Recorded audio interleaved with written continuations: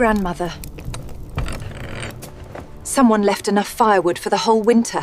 Who? I don't know. She'll never know who sent it. It was you all these years? Every winter, I chose the cost of being wrong over the chance of you being cold. The first time the wood arrived, Sarah Voss thought it was a mistake.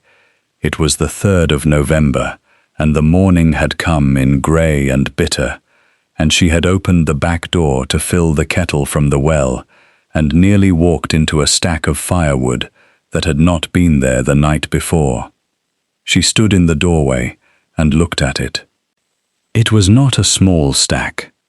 It was a careful, methodical stack, the kind built by someone who knew what they were doing, the logs split to the right size and fitted together with the precision of a person who understood that well-stacked wood was wood that stayed dry, and it ran the length of the back wall of the cottage and was perhaps 4 feet high at its tallest point.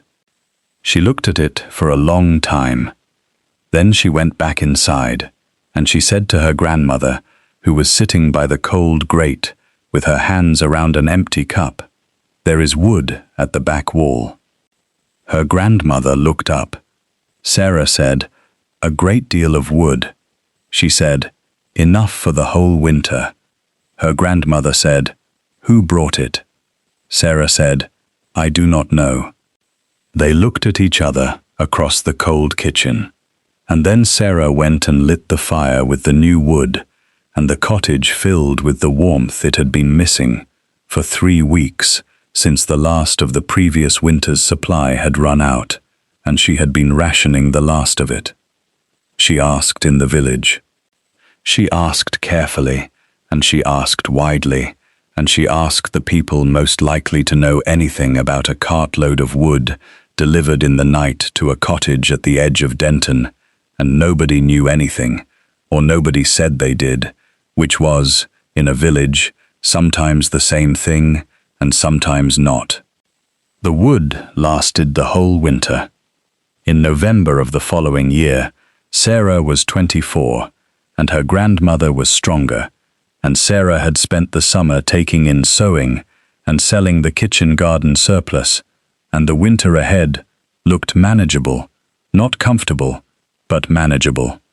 The wood arrived on the 2nd of November.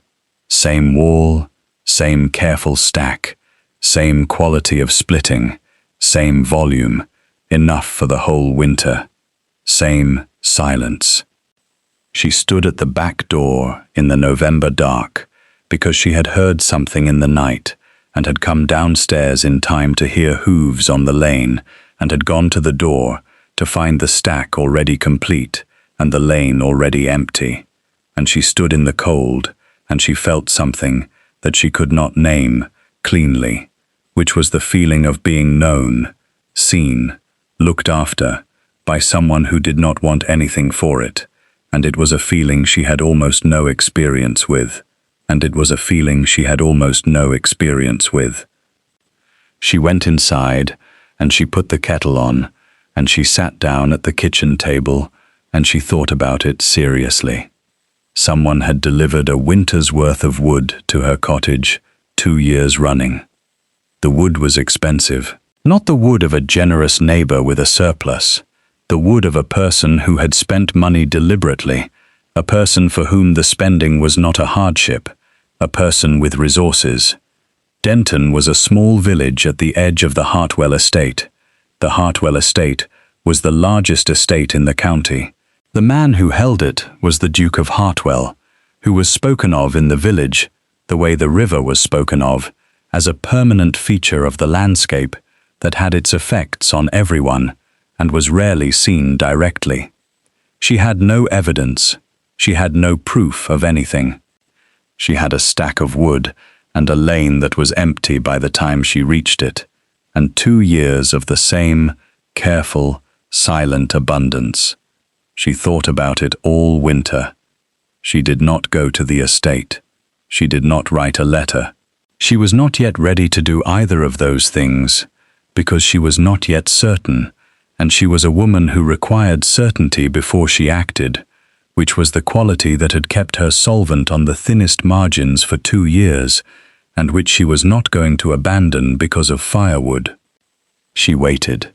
The 3rd November, the wood arrived again. She was at the back door before the cart had finished, wrapped in her shawl in the dark, and she said to the shape of the man stacking the wood, "Who is sending this?" The man turned.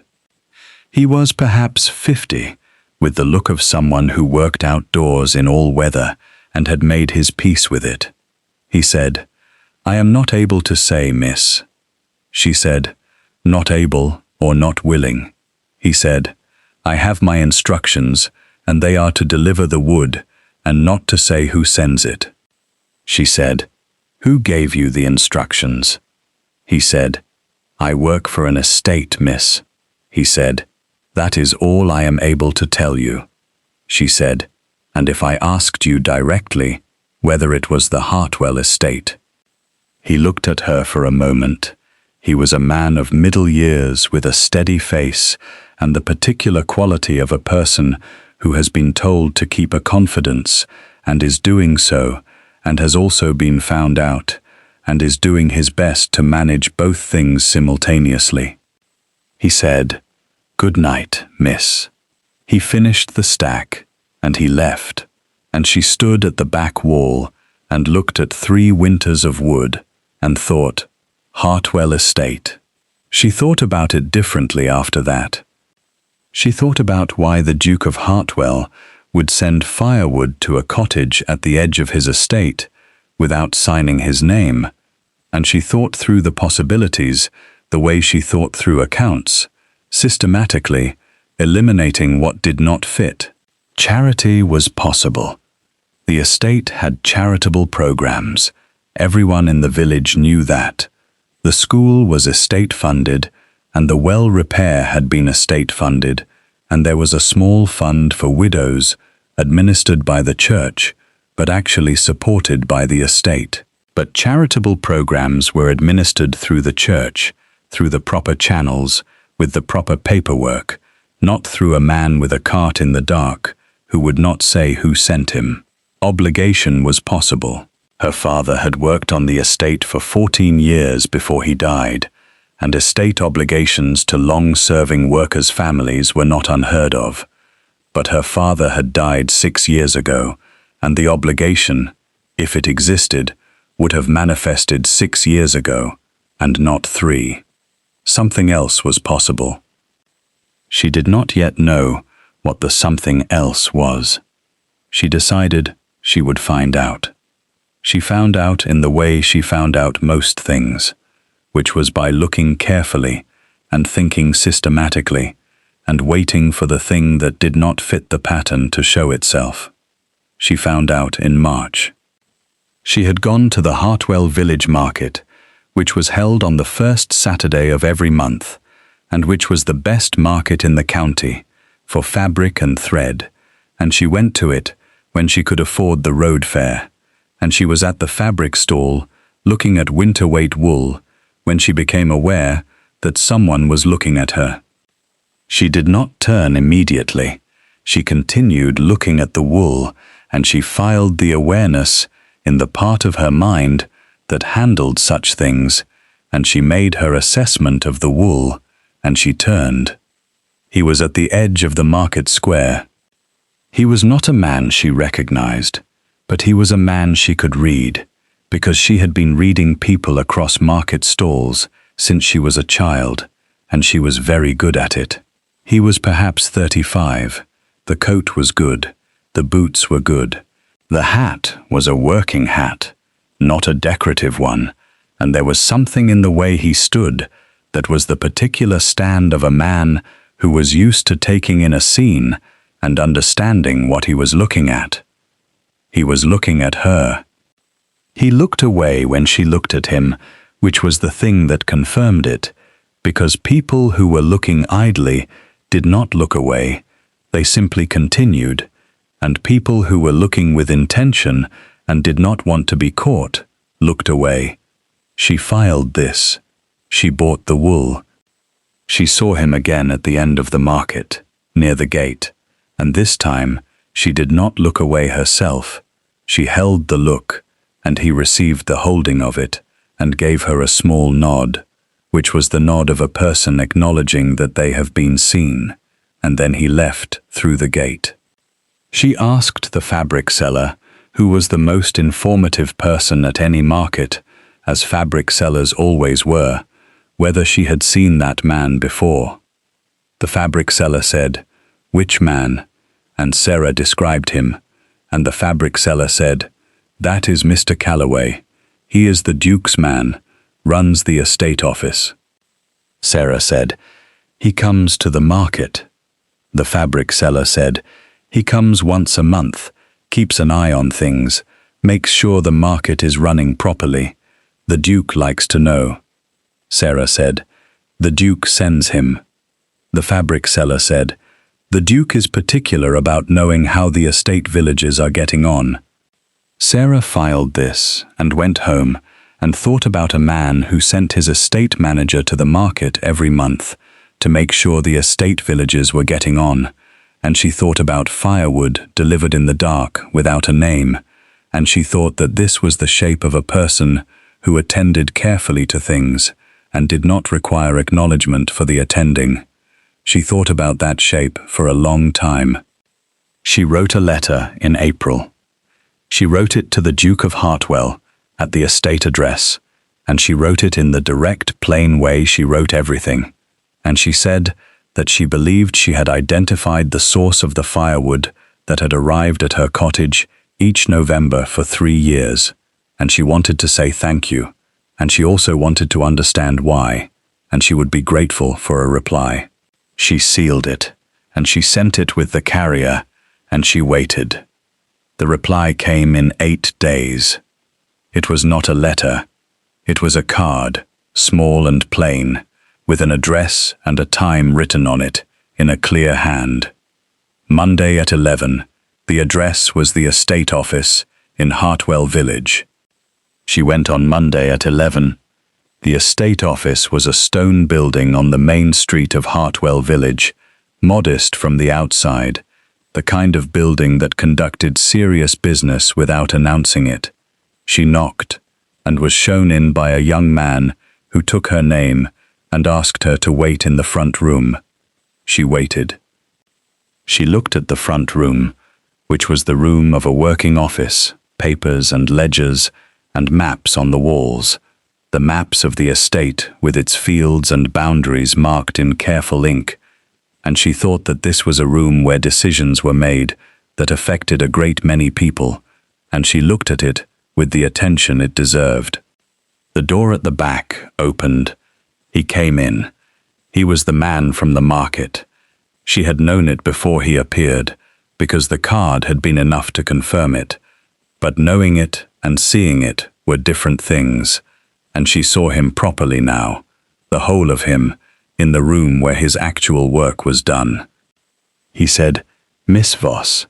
She said, "Your Grace." He said, "Sit down, please." She sat. He sat across from her, at the working table, not behind it, the same side, which she noted. He said, "I did not expect you to write." She said, "I did not expect the wood." He said, "No." He said, "I imagine not." She said, 3 years. He said, "Yes." She said, "Why?" He said, "I will answer that." He said, "First, I would like to know how you identified the source, because my instructions to the carter were specific." She said, "The carter did not tell me." She said, "The carter said he was from an estate and would say nothing more." She said, "I saw Mr. Calloway at the Hartwell market in March, looking at me in the way of a man conducting a quiet observation, and I asked the fabric seller who he was. He was quiet for a moment. He said, 'The fabric seller.' She said, 'Fabric sellers know everything.' She said, 'Any estate manager who conducts quiet observations at a market should be aware that the fabric seller is not a quiet observation blind spot. Something moved at the corner of his mouth. He said, "I will tell Calloway." She said, "Why was he watching me?" He said, "I asked him to." She said, "You asked your estate manager to observe me at a market." He said, "I asked him to go to the Denton market and see how Miss Voss was getting on." He said it plainly, without making it sound other than what it was. She said, "Why?" He said, "I will answer the why." He said, "The why starts 3 years ago." He said, "I ride the estate in October every year." He said, "I have done it since I inherited the title, to see the state of things before the winter, to know what the winter would cost the people living on the land." She said, "And you rode past my cottage?" He said, "Yes." He said, "Your wood store was going to run out in December at the latest." He said, "There was a woman of perhaps 70 in the cottage window, and you were in the kitchen garden, and the kitchen garden was very good for the size of it and the quality of the soil, which is not rich soil in that part of Denton." She said, "I have worked it for 3 years." He said, "I could see that." He said, "I could see the work in every bed, and I could see that the winter was going to be hard despite the work, and I sent the wood." She said, "And the second year?" He said, "I rode past in October." He said, "The wood store was better, but it was still going to fall short." He said, "Your grandmother looked better." She said, "She had a better summer." He said, "Yes." He said, "I sent the wood." She said, "And the third year?" He said, "The third year I rode past, and the store was better still, and I thought perhaps I would not send it, that you had managed." He said, "And then I thought about the cost of being wrong." She said, "The cost?" He said, "If I sent it, and you did not need it, the cost was mine, and I can bear it without difficulty." He said, "If I did not send it, and the winter was hard, and the wood ran short, the cost was yours, and I was not willing for that to happen." She looked at him. She said, "And the name?" He said, "I beg your pardon." She said, "You did not sign the wood. 3 years of wood and no name. Why?" He was quiet. He said, "Because help that arrives with a name attached asks for something in return, even when the person sending it does not intend to ask." He said, "It asks for gratitude, and it asks for a relationship to the giver that changes how you move through the world." He said, "I did not want you to feel that you owed me anything or that you needed to be careful around me because I had done something for you." She said, "So you sent it without a name so I would not feel obligated?" He said, "Yes." She said, "And Mr. Calloway at the market?" He said, "I wanted to know if you were all right." He said, "I could see the cottage in October, but I could not see you, not properly, and I wanted to know how you were getting on, and I sent Calloway." She said, "You wanted to know how I was getting on?" He said, "Yes." She said, "Your Grace." He said, "My name is William." She said, "William." She said, "You have been watching over my cottage for 3 years, and sending wood without a name, and dispatching your estate manager to check on me at the market." She said, "That is a great deal of attention for a woman you have never spoken to." He said, "Yes." He said, "I know." She said, "Why?" He was quiet for a longer moment than the other quiets. He said, "The 1st October, I rode past your cottage, and I saw the kitchen garden." He said, "I have seen a great many kitchen gardens on a great many Octobers, and most of them told me what they had to tell me in 30 seconds, which was whether the family was managing or not managing, and what the winter was likely to cost them." He said, Your kitchen garden told me something different. She said, What? He said, It told me that the person who made it had decided to manage, had made a deliberate decision about it, and was executing the decision with every resource available. He said, It was not a garden that had survived, it was a garden that had been built, and the building was patient and intelligent and specific to the ground it was working with. He said, I have been managing an estate for 9 years, and in 9 years I have made a study of the difference between people who survive a thing and people who build through it. And the difference is not talent or resource, it is the decision to build, which is rarer than it should be, and which I find. He paused. He said, I find it the most interesting quality in a person. She said, You looked at my kitchen garden and found me interesting. He said, I looked at your kitchen garden and found the evidence of a person I wanted to know. She said, And instead of introducing yourself, you sent anonymous firewood for 3 years. He said, Yes. She said, That is a very indirect way to get to know someone. He said, I was aware of that. He said, The alternative was to ride up to your cottage as the Duke and introduce myself, which would have made everything else about the title and not about the garden. She said, And now? He said, And now you came to me. He said, You wrote a letter, and you came to the office, and you are sitting across from me, asking questions directly, which is, I will say, entirely in keeping with what I believed the kitchen garden implied. She looked at him. She said, You have formed a complete opinion of me from a kitchen garden and a market observation. He said, And from the letter. He said, The letter was also informative. She said, What did the letter tell you? He said, It told me you were not interested in the mystery for its own sake. He said, Most people in your situation would have accepted the wood and been grateful and not pressed for the explanation. He said, You wanted to understand the reason, which is what a person did who found reasons important. She said, Reasons are important. He said, Yes. He said, That is exactly what the letter said. She said, William. He said, Yes. She said, I have been living on thin margins for 3 years, and I have been careful about every decision, because the cost of carelessness on thin margins is immediate and significant.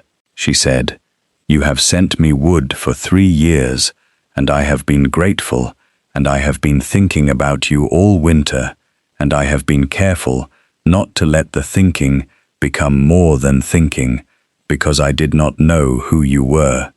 He said, Yes. She said, Now I know who you are. He said, Yes. She said, You are the Duke of Hartwell, who rides his estate in October and sends anonymous firewood and dispatches his manager to the market to check on a woman he has never spoken to, and you have just told me that you find the decision to build, through a difficulty, the most interesting quality in a person. She said, I would like to ask you something. He said, Ask it. She said, Do you want to know me, or do you want to know the idea of me that you have built from a kitchen garden and a letter? He looked at her. He said, I want to know you. He said, I have been wanting to know you for 3 years, and I have been... He stopped. He said, I have been managing the distance carefully because I did not want to approach you from a height, as the Duke bringing benefit to a cottage, and I have been trying to find a way to approach you on even ground, and I did not find it until you wrote the letter and made the even ground yourself. She said, The letter was even ground. He said, You wrote to me as an equal. He said, You wrote, I believe I have identified the source of the firewood, and I would like to understand why, and there was not a word in it that was not direct, and not a word in it that was performing anything. He said, "That is even ground." He said, "I have not had a conversation on even ground in 9 years of being the Duke, and you managed it in 2 sentences." She looked at the maps on the walls of the estate office, the fields and boundaries in careful ink, and she looked at the man across the table who had sent her wood for 3 years and had not signed his name and had found the kitchen garden the most interesting thing on his October ride and had been trying to find even ground for 3 years. She said, "I will come back on Thursday." He said, "I beg your pardon?" She said, "I will come back on Thursday and we will talk about something other than the firewood and the kitchen garden." She said, "And if the conversation on Thursday is as good as this one, I will come back the Thursday after that." He said, "What will we talk about?" She said, "The estate." She said, "You have been managing it for 9 years, and I have been managing a kitchen garden in Denton for 3 years, and I am curious whether the principles are the same at different scales." He said, "You want to talk about the estate?" She said, "I want to understand how things work." She said, "I always have." She said, "The kitchen garden was interesting to me because it was a system, and systems have rules, and if you understand the rules, you can work with them, and an estate is a larger system with its own rules, and I have been curious about it since I moved to Denton." He looked at her. He said, "Thursday at 11. She said, "Thursday at 11. She went home and she told her grandmother that she had found the source of the wood. Her grandmother said, "Who?" Sarah said, "The Duke of Hartwell."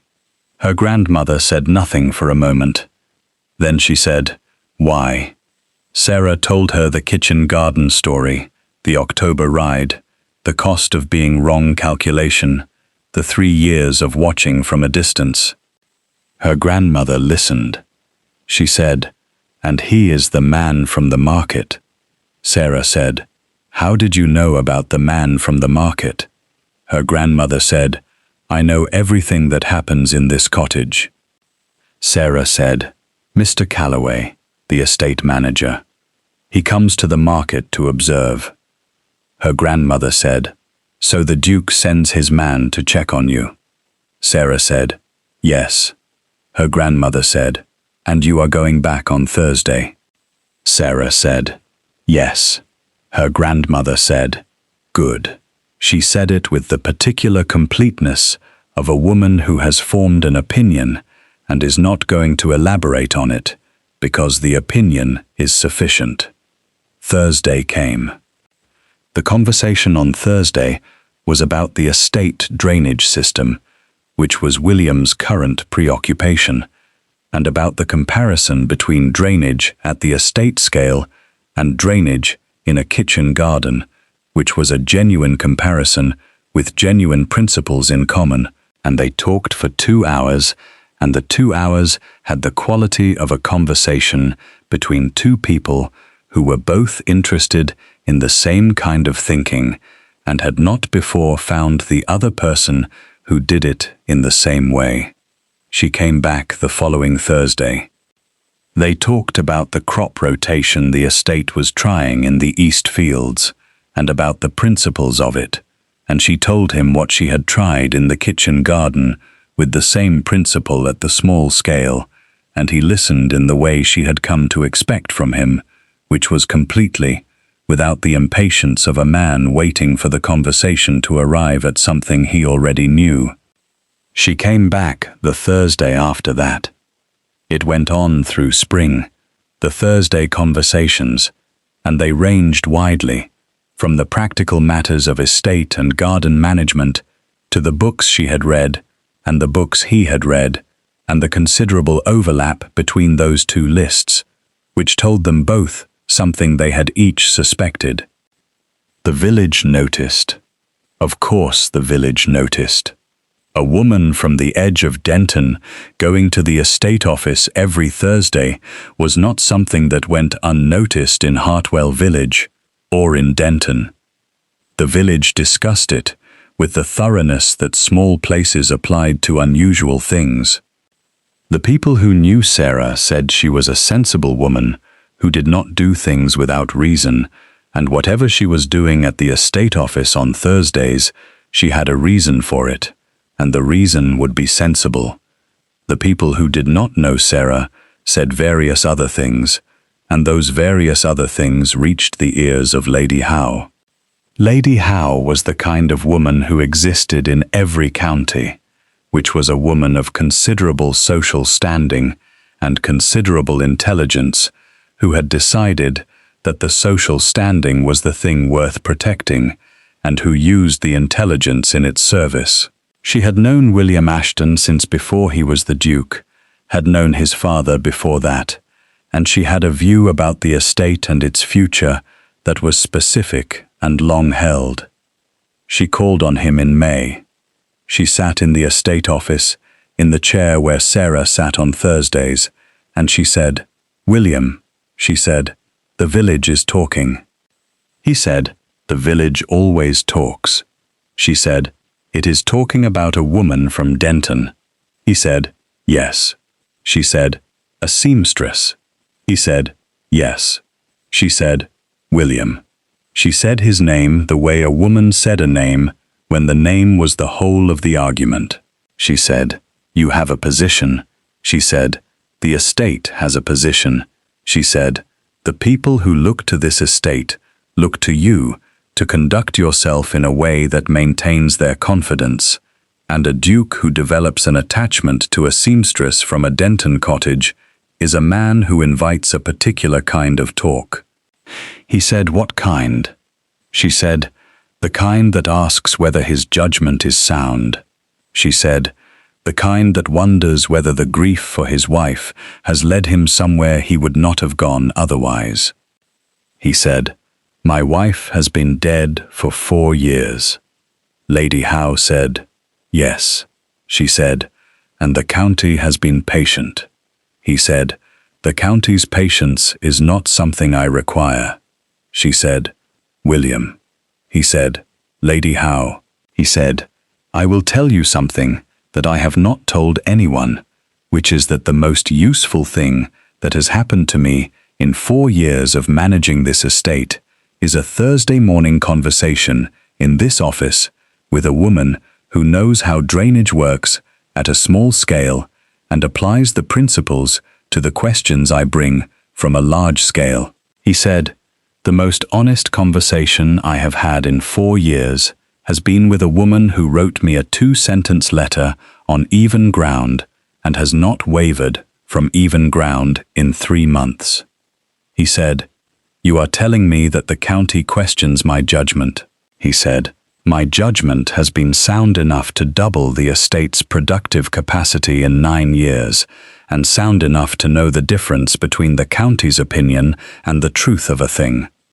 He said, "The truth of this thing is that Sarah Voss is the most clear-eyed and capable person I have encountered in 4 years of looking, and the county can form whatever opinion it likes about what that means." Lady Howe looked at him. She said, "You are serious." He said, "I have been serious since October, 3 years ago." She said, "She does not know that." He said, "She does not know the full extent of it, no." Lady Howe looked at the maps on the walls for a moment. She said, "She is coming on Thursday." He said, "Yes." She said, "Then you should tell her on Thursday."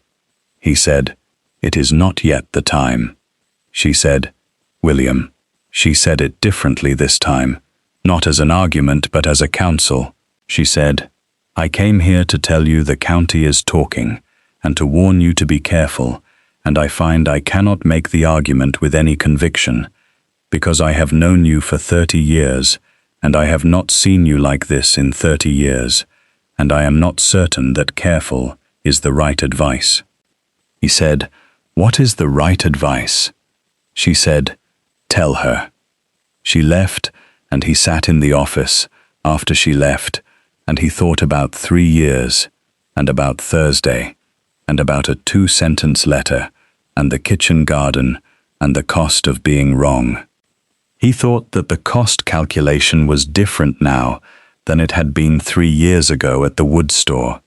3 years ago, the cost of being wrong had been wood or no wood, and the right answer was clear. Now the cost of being wrong was larger, and the right answer was not clear, and he thought about Thursday and what he would say. Sarah came on Thursday at 11.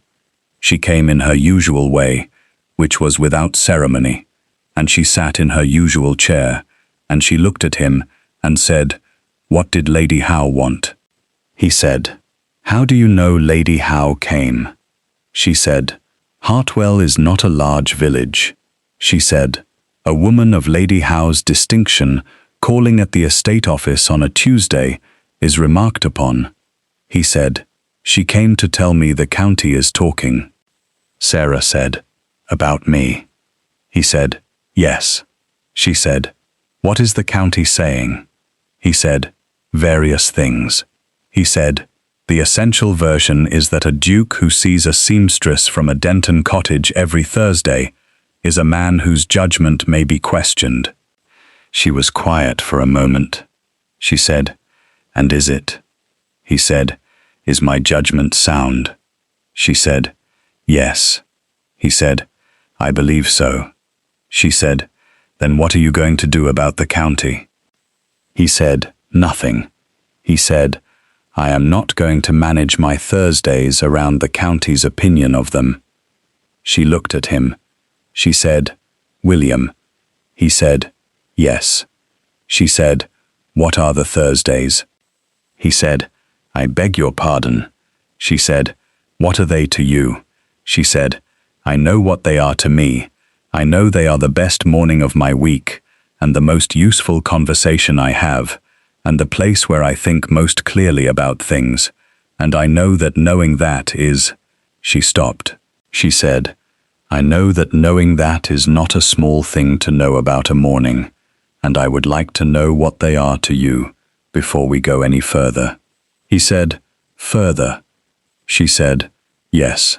She said, "The county is talking, and Lady Howe has come to the office, and you have just said you are not going to manage your Thursdays around the county's opinion, which is a statement about the Thursdays that implies they have a value you are not willing to reduce." She said, "I would like to know what that value is." He said, "You said you know what the Thursdays are to you?" She said, "Yes." He said, "What are they?" She said, "I told you." She said, "The best morning of my week, and the most useful conversation, and the place where I think most clearly." He said, "Yes." She said, "And?" He said, "And the morning I look forward to from the Thursday before." He said, "And the conversation I am having in my head all week before I have it in this room." He said, "And the person I think about when I am riding the East Fields in October and I see a drainage problem and I want to know what she would say about it from the small scale."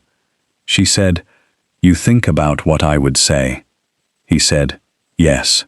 She said, "William." He said, "Yes." She said, 3 years of wood." He said, "Yes." She said, 3 years of October rides past the cottage." He said, "Yes." She said, "And Mr. Calloway at the market." He said, "Yes." She said, "And 9 months of Thursdays." He said, "Yes." She looked at him across the working table in the estate office, with the maps on the walls and the ledgers on the shelves, and the morning light coming through the plain window, and she thought about 3 years of wood arriving before dawn, and a man who had not signed his name because he did not want her to feel obligated, and she thought about the fabric seller, and the even ground, and the conversation about drainage that had gone on for 2 hours without either of them noticing the time. She said, I am going to tell you something that I have not told anyone. He said, yes. She said, I have been careful for 3 years. She said, careful about the accounts, and careful about the margins, and careful about what I let myself want, because wanting things you cannot afford is the quickest way to destroy a careful life. She said, I have been careful about you too, very careful, because I could see from the market that you were the kind of situation that a careful woman should be careful about. He said, she said, and I have been careful for 3 years, and the Thursday conversations have been the place where I could not be careful, because you ask real questions, and you want real answers, and real answers require a person who is actually present, and not performing carefulness, and I have been actually present every Thursday for 9 months, and I have found that I cannot make myself be careful about this anymore. She said, I cannot be careful about this anymore, and the county is talking, and Lady Howe has been to the office, and I want to know whether what you are not going to manage your Thursdays around is what I think it is. Because if it is, I would like that said plainly, and if it is not, I would like that said plainly too, because I am a woman who requires plainness. He said, Sarah Voss. She said, yes. He said, I sent you wood for 3 years without signing my name because I did not want you to be obligated to me. She said, yes. He said, I want you to be here because you want to be here and not because of 3 years of wood, and so I am going to ask you to set aside the 3 years of wood entirely when you answer what I am about to ask. She said, ask it. He said, will you let me call on you properly? He said, not at the office and not about the drainage. He said, will you let me call on you as the person who has been riding past your cottage since October, 3 years ago, and finding it the most interesting thing on the ride, and who has spent 9 months on Thursdays finding it the most interesting conversation of the week, and who has run out of patience for the distance. She said, you have run out of patience. He said, yes. He said, I told you once that I am particular about knowing the difference between people who survive things and people who build through them. He said, I have been watching you build for 3 years, and I am asking you now whether you will let me be part of what you are building. She was quiet. Outside the plain window of the estate office, the May morning was doing what May mornings did, green and bright and full of itself, and the village was going about its business, and somewhere in Denton, her grandmother was sitting by the good fire that had been warm all winter because of wood stacked by a man who did not sign his name. She said, there will be more from the county. He said, yes. She said, Lady Howe was the beginning. He said, yes. He said, I will not pretend otherwise. She said, and you are willing. He said, I have been willing since October 3 years ago. He said, the question was always whether you would be willing, and I was not going to press the question until you had enough of the truth of me to answer it honestly. She said, I have enough of the truth of you. He said, do you? She said, 3 years of wood without a name is the truth of a man. She said, 9 months of Thursday conversations is the truth of a man. She said, telling me plainly that the county will talk more and not asking me to be reassured about it is the truth of a man. She said, I have a great deal of the truth of you, and what I have is good. He said, Sarah. She said, yes. He said, will you? She said, yes. She said it the same way she said everything, without performance and without decoration, just the true thing offered directly. He looked at her across the table, and she looked back at him, and the May morning continued outside, and the county would talk, and Lady Howe would revise her position, and the village would have its opinions, and none of it was the most relevant thing in the room. The most relevant thing in the room was the same thing it had always been, which was two people on even ground talking about things that mattered, and it would go on being that, and they both knew it, and the knowing was enough. It was the whole thing. The county talked. It talked in the way counties talked when a duke did something the county had not predicted, which was at first with skepticism, and then with curiosity, and then, gradually, with the grudging adjustment that counties made when the thing they had predicted would fail, did not fail. Lady Howe, to her credit, adjusted first and most completely. She came to Sarah in June, not to the estate office but to the cottage in Denton, which was a statement in itself, and she sat in the cottage kitchen with the good fire that had been warm all winter, and she looked at the kitchen garden through the window, and she said, "He told me about the kitchen garden. He said it was remarkable for the soil quality." Sarah said, "The soil is not rich," she said. "It requires a great deal of work." Lady Howe said, "He said that was the point." Sarah said, "Yes." Lady Howe looked at her for a moment, with the particular look of a woman reassessing something she had decided, and finding the reassessment necessary. She said, "I came to the office in May because I have known William Ashton for 30 years, and I have watched him manage this estate, and I have cared about his well-being and his judgment." She said, "I told him the county was talking, and I told him to be careful." Sarah said, "Yes, he told me." Lady Howe said, "And then he said things about you that I have not heard him say about anything in 4 years. And I sat in the office, and I thought about what I had come to say, and I found I could not say it with conviction." She said, "I am not here to apologize for coming to the office." She said, "That was my judgment, and I made it, and it was not entirely wrong." She said, "I am here because a woman who wrote a 2-sentence letter to a duke and came to the estate office and asked directly what the firewood meant is a woman I would like to know." Sarah said, "It was the most direct thing I could think of." Lady Howe said, "Yes," she said, "it was also, William tells me, the thing that settled the question for him." Sarah said, "The letter settled it." Lady Howe said, "He said, even ground. He said you made even ground in 2 sentences, and he had been looking for even ground for 3 years." Sarah looked at the kitchen garden through the window. The beds were full now, the May planting doing what the May planting did when the soil had been worked for 3 years and knew what it was expected to produce. She said, "The even ground was not difficult." Lady Howe said, "For most people, it is very difficult."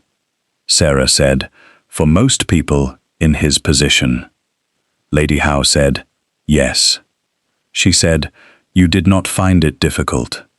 Sarah said, "I wrote to him the way I would write to anyone about a practical matter, and the practical matter was the firewood and why he had sent it." She said, "I did not write to a duke. I wrote to the person who had sent the wood, and those are different letters." Lady Howe said, "Yes."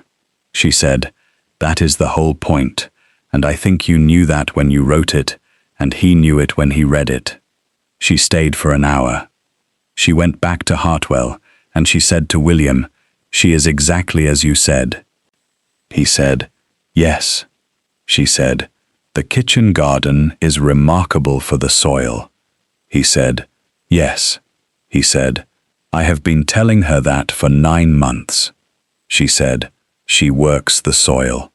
He said, "She works everything." He said, "That is the point." She said, "William." She said it the third way, the way that was not an argument and not a counsel, but simply his name, offered with the warmth of 30 years. He said, "Yes." She said, "Bring her to the harvest dinner in September." He said, "Yes." The harvest dinner was the estate's largest annual occasion, the dinner at which the estate's families and tenants and neighbors and connections gathered at the hall, and it was the dinner at which a man's choices were made visible, because the harvest dinner was where a duke stood with the people who mattered to his life, and by standing with them said, "These are the people who matter to my life." Sarah came to the harvest dinner in September. She wore the best dress, which was not the navy dress that had been her mother's, but a new one, a deep green wool that she had made herself through the summer because she was a seamstress, and she was not going to wear anything she had not made herself to the first occasion that mattered. William met her at the door. He looked at the dress. He said, "You made it." She said, "Yes." He said, "It is the color of the kitchen garden in July." She said, "I know." She said, "That was the point." He offered his arm. She took it. They went in. The harvest dinner was full and warm and loud, with the noise of a great many people who had known each other for years, and Sarah moved through it with the composure of a woman who had stood on thin margins for 3 years and had learned that composure was a decision and not a condition. She talked to the estate tenants about their seasons, and she meant the questions she asked, and they could tell she meant them, and the conversations had the quality of conversations between people who understood the same kind of work at different scales. She talked to Lady Howe, who was warm and direct and said things worth hearing. She talked to the estate manager Calloway, who was, she found, a man of considerable competence and a genuine understanding of the fabric market, which she told him directly, and he looked for a moment like a man who had been found out and then laughed. William was beside her for the evening in the way of a man who had decided where he wanted to be and was there, and the county observed, and the county adjusted, and the county filed the adjustment in the place where it filed facts about the Duke of Hartwell, which was the place of things that were known and were not going to change. After the dinner, when the hall had emptied, and the last guests had gone, and the autumn dark was full outside the windows, William walked with her in the kitchen garden of the hall, which was a large and well-maintained garden that had the advantages of good soil and good resource, and the disadvantage of having been managed by committee for 20 years. She said, "The rotation is wrong." He said, "I know." She said, "The east beds should have the brassicas, and the west beds the roots, not the other way." He said, "The previous head gardener preferred it the other way." She said, "The previous head gardener was wrong." He said, "Yes." He said, "I suspected as much." He said, "I did not know enough to be certain." She said, "You know now." He said, "Yes." He said, "I have been learning for 9 months." She said, "You are a good learner." He said, "I have a good teacher." She looked at the beds in the autumn dark, and she thought about 3 years of November wood and 9 months of Thursday mornings, and a harvest dinner in a green dress the color of the kitchen garden in July, and she thought about even ground and how you made it and what it was worth. She said, "William." He said, "Yes." She said, "The east beds will need turning before October." He said, "I will have them turned." She said, "And the drainage at the south wall is wrong in the same way the Denton drainage was wrong in the second bed from the left." He said, "The same principle." She said, "The same fix." He said, "Will you come and fix it?" She said, "I will tell you how to fix it." He said, "And if I get it wrong?" She said, You will not get it wrong. He said, How do you know? She said, Because you have been listening to how drainage works for 9 months, and you are a man who, when he decides to understand something, understands it completely. He said, Sarah. She said, Yes. He said, I would like to ask you something. She said, Ask it. He said, 3 years ago, I rode past your cottage in October, and I saw the kitchen garden, and I thought that was the most interesting garden I had seen in 9 years of October rides.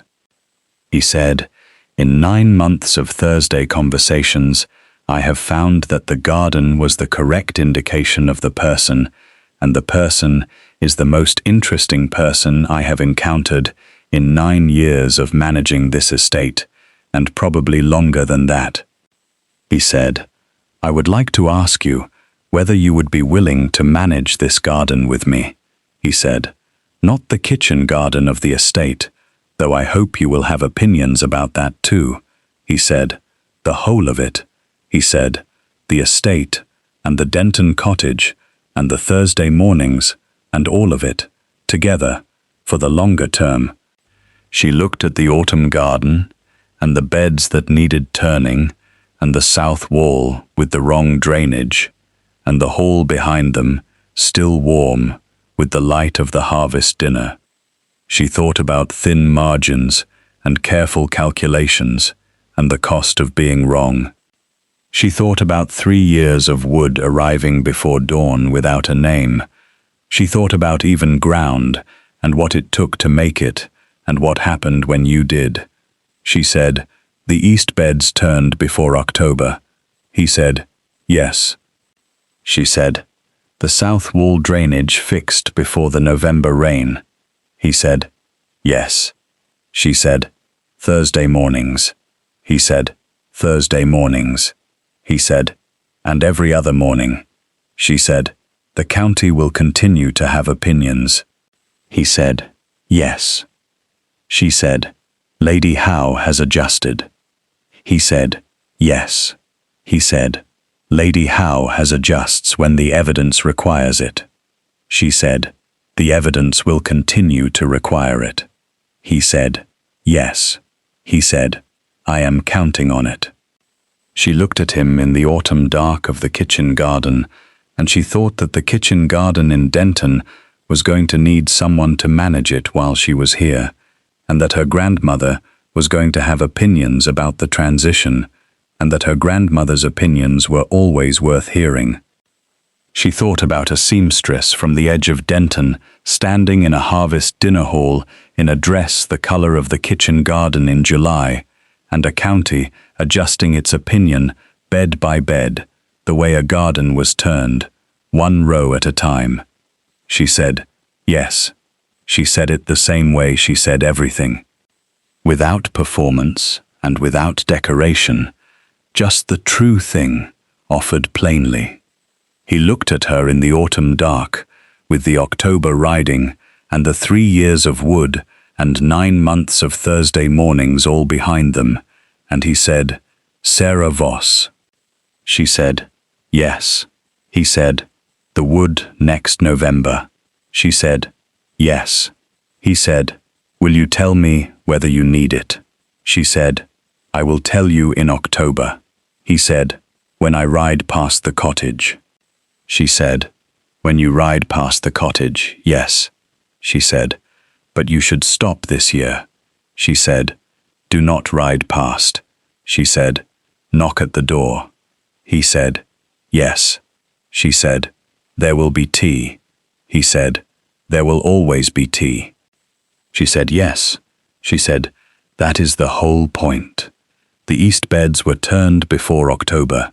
The south wall drainage was fixed before the November rain. He rode to Denton on the first cold morning of October, and he did not ride past. He knocked at the door. She opened it. She said, The wood store is fine this year. He said, I can see that. She said, Come in. He came in.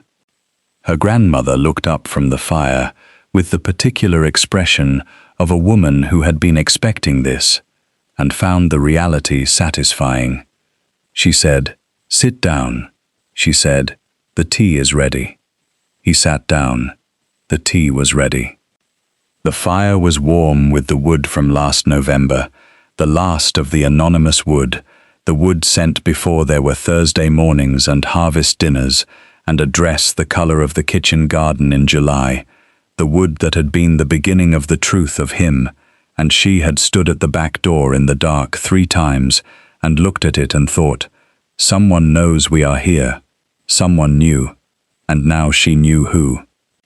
And the cottage was warm, and the tea was ready, and the kitchen garden was put to bed for the winter, with the beds in the right rotation and the drainage fixed at the south wall, and outside the window, November was coming, in grey and honest, and the lane was quiet, and everything that needed saying had been said, and everything that needed doing had been done, and everything that was coming on purpose and on even ground. And that was enough. That was more than enough. That was the whole of what a careful life, carefully built, could become when someone looked at it in October and decided the cost of being wrong was not one they were willing to let you carry alone. Thank you for listening to this story all the way to the end. Please tell us which city you are watching from and what the story made you feel. Do not forget to subscribe so you will not miss the next one.